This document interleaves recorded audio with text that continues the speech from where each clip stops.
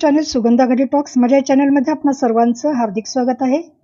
मित्र, आजच्या व्हिडिओत आपण अग्निहोत्राबद्दल माहिती घेणार आहोत। हे अग्निहोत्र शुभ कार्यप्रसंगी केलं जातं, जसं की एखादं नवीन बांधकाम असेल, गृहप्रवेश होणार असेल, वास्तुशांती करायची असेल किंवा एखादा वर्धापन दिन असेल तर अशा प्रसंगी हे अग्निहोत्र केलं जातं।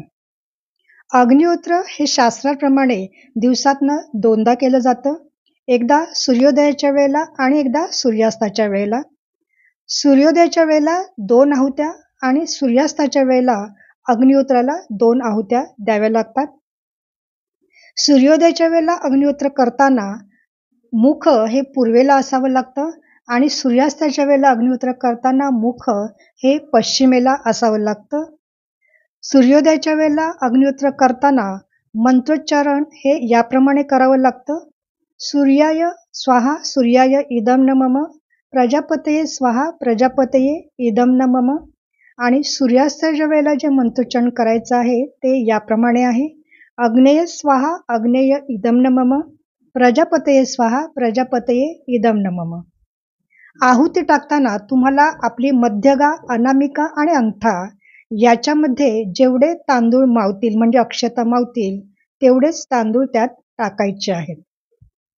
अग्निहोत्र करताना मी सांगितल्याप्रमाणे मंत्रोच्चारण करू शकता, मात्र तुम्ही याखेरीज दुसऱ्या एखाद्या देवतेची उपासना करत असाल तर त्याचं देखील मंत्रोच्चारण करू शकता, म्हणजे रामरक्षा, शुभं करोति किंवा गायत्री मंत्र हा देखील म्हणू शकता। अग्निहोत्राचे अनेक फायदे आहेत आणि ते शास्त्रीयदृष्ट्या सिद्ध देखील झालेले आहेत। अग्निहोत्रामुळे हवेचं निर्जंतुकीकरण होतं, याची राख जर पाण्यात टाकली तर पाणी देखील निर्जंतुक होतं। शेतजमिनीत जर याची राख टाकली तर ती शेतजमीन ही सुपीक होते। अग्निहोत्रामुळे वातावरण शुद्धी होते, पॉझिटिव्हिटी वाढीस लागते, चित्तवृत्ती प्रसन्न होते, याच्यामुळे नैराश्य देखील जातं। व्यसनमुक्तीमध्ये देखील अग्निहोत्र लाभदायक आहे। शिवाय मानसिक स्थैर्य आणि शांतीसाठी देखील अग्निहोत्र लाभदायक आहे।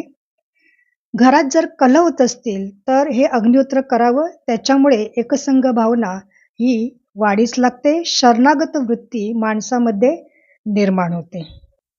आता अग्निहोत्रासाठी साहित्य काय काय लागतं ते आपण पाहूया। अग्निहोत्रासाठी अग्निहोत्राचं पात्र लागेल। अग्निहोत्राचं पात्र हे पिरॅमिडच्या आकाराचं असतं आणि ते तांब्याचं असतं, मात्र ते जर नसेल तर तुम्ही साधी धुपारती घेऊ शकता। अग्निहोत्राच्या पात्राबरोबर पळी लागेल, देशी गाईचं शुद्ध तूप लागेल, तांदूळ लागतील। तांदूळ हे हातसडीचे असतील तर उत्तम, ते नसतील तर तुम्ही साधे किंवा बासमती कोणतेही घेऊ शकता। शुद्ध देशी गाईचं तूप लागेल, कापराच्या 2 वड्या लागतील आणि शेणाच्या गोवऱ्या इतकं साहित्य हे तुम्हाला अग्निहोत्र करण्यासाठी लागेल। आता प्रात्यक्षिक याचा आपण पाहूया। याच्यामध्ये तुम्हाला प्रथम तांब्याच्या भांड्यामध्ये गोवऱ्या टाकून जाळ करून घ्यायचा आहे। हा जाळ वाढीस लागण्यासाठी त्याच्यामध्ये तूप तुम्ही टाकू शकता। त्यानंतर जे तांदूळ आपण घेतलेले आहेत ते तुपात कालवायचे आहेत, ज्याला अक्षता म्हणतात। ह्या अक्षतांची आहुती त्याच्यामध्ये द्यायची आहे आणि मंत्रोच्चारण हे करायचं आहे। मित्र, हा व्हिडिओ तुम्हाला कसा वाटला? आवडला असेल तर लाईक करा, कमेंट करा, शेअर करा आणि असेच नवनवीन व्हिडिओ तुमच्यापर्यंत आणण्यासाठी माझ्या चॅनेलला सबस्क्राईब करा आणि बेल आयकॉनवर क्लिक करायला मात्र विसरू नका। बेल आयकॉनवर क्लिक केल्यानंतर ऑलवर क्लिक करा। पुन्हा भेटूया नवीन विषय घेऊन नवीन व्हिडिओ, तोपर्यंत धन्यवाद।